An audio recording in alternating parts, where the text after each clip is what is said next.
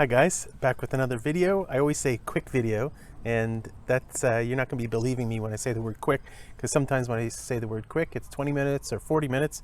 Sometimes when I say the word quick it's 5 minutes or even less. So anyway, let's try to make this quick.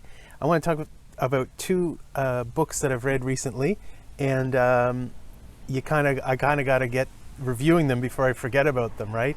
Before they become less clear in my mind. So I want to talk about two books that have a few things in common. They're both by American women writers of give or take around the turn of the previous century. So give or take around the year 1900. The first one is a beautiful book, Summer by Edith Wharton. And I hope I pronounced that right. Now, Wharton is best known for her Pulitzer-winning *The Age of Innocence*, which she wrote in 1920. The book that I read, and it's the first Wharton I've read, is *Summer*, and it was written 3 years earlier, in 1917.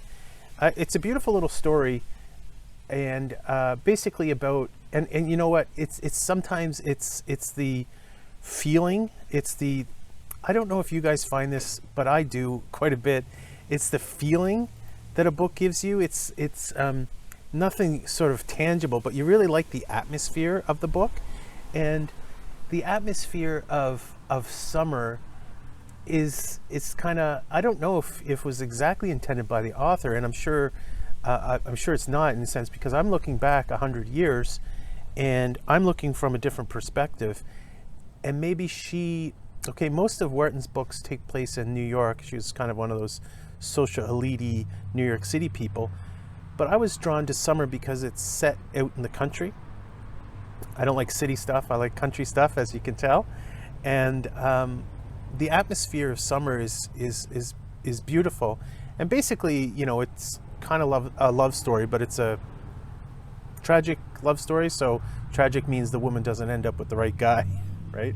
So it's a young woman who falls in love with what is he? He's an architect, I guess, and they have a lovely little kind of relationship.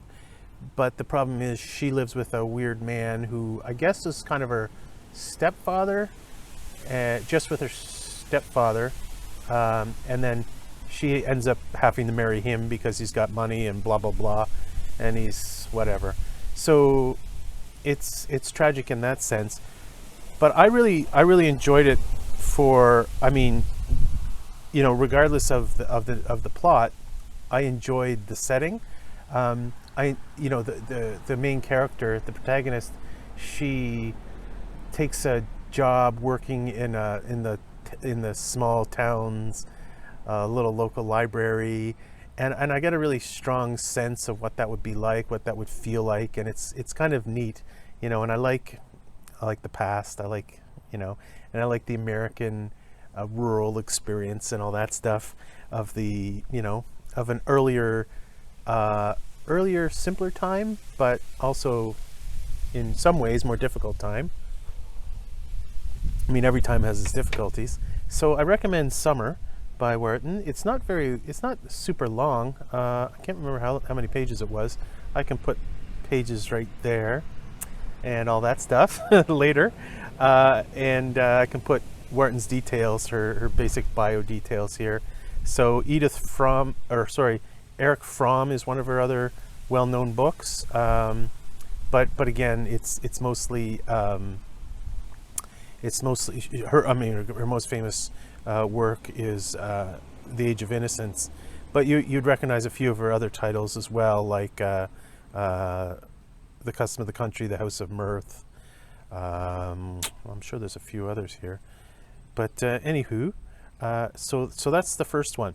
Now the next one I want to discuss was another pleasant surprise, and this was by Willa Cathar.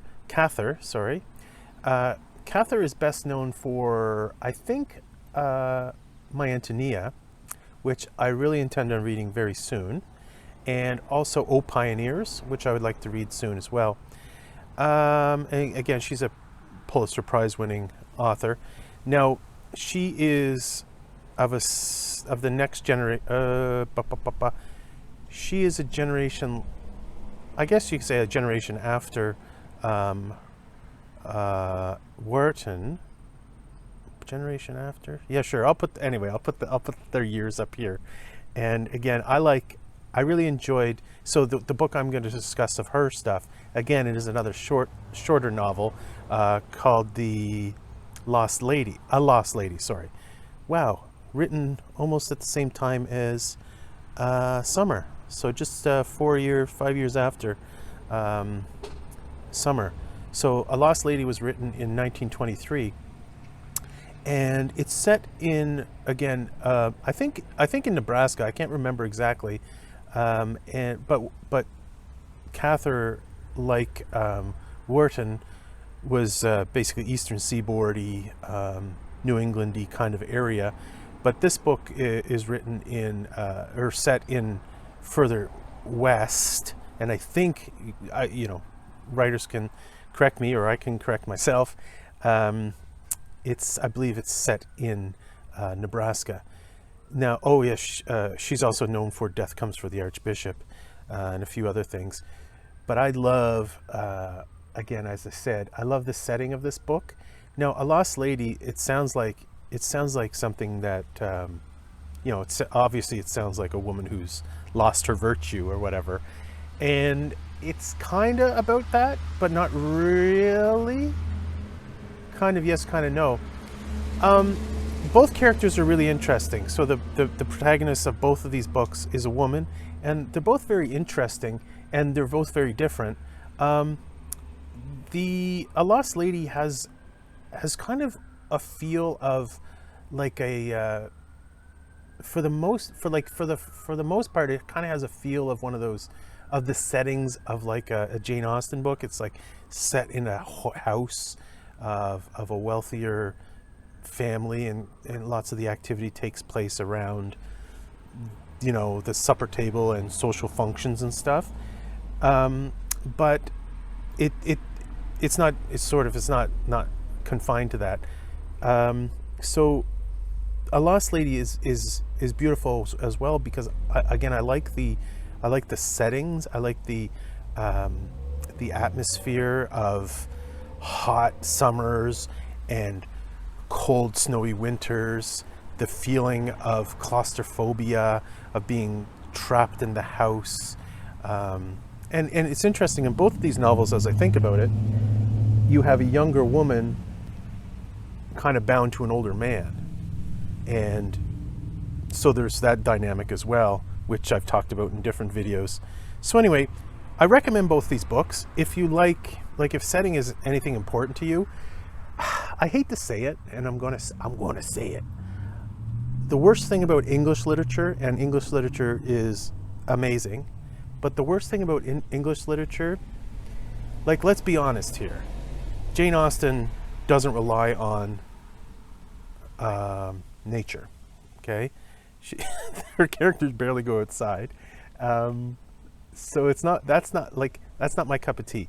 One thing that as I said before, I love about Tolstoy is he's so much, the environment, nature plays an important role in his books. And you say, well, it's not so for Dostoevsky, but I almost disagree with that, because Dostoevsky's books are so often set in the hovels of Petersburg, and sometimes Moscow plays a really important role, kind of like, or maybe exactly like, London does for Charles Dickens, right? So there's a big difference there between Dickens and Austen. Again, is that outdoors plays an important role in Dickens, but not in Austen, right? So that's one thing I liked about these books.